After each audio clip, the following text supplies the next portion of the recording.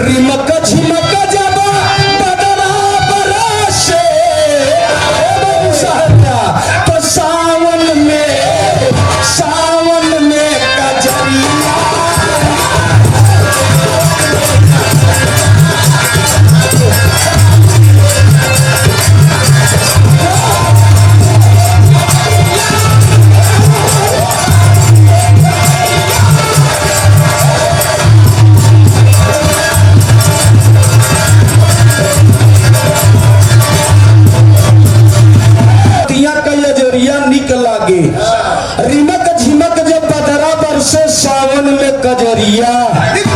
और का मास्टर साहब तीसरी लाइन में कहना बा है ईद का शीर्षक है निक लागे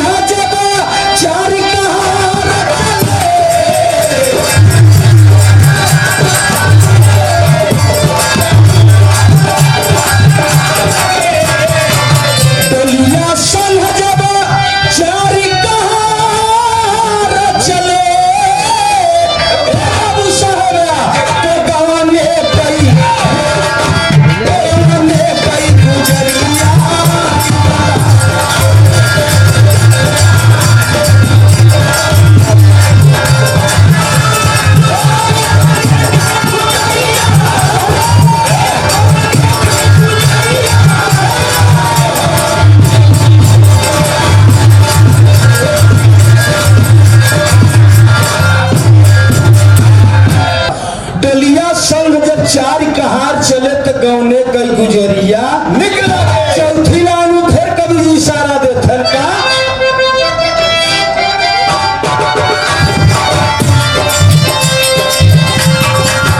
पीछे पाता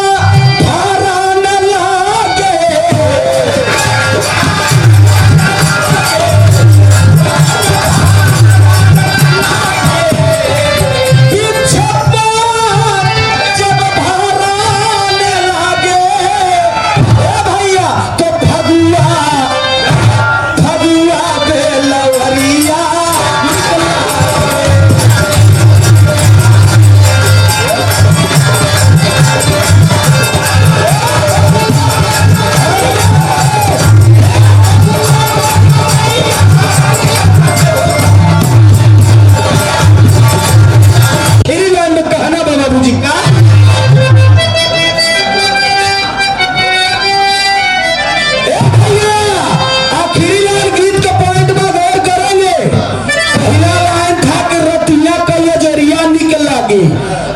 सावन में कजरिया दूसर की निकल आगे डलिया संग जब चार कहा चले गौने कई गुजरिया निकल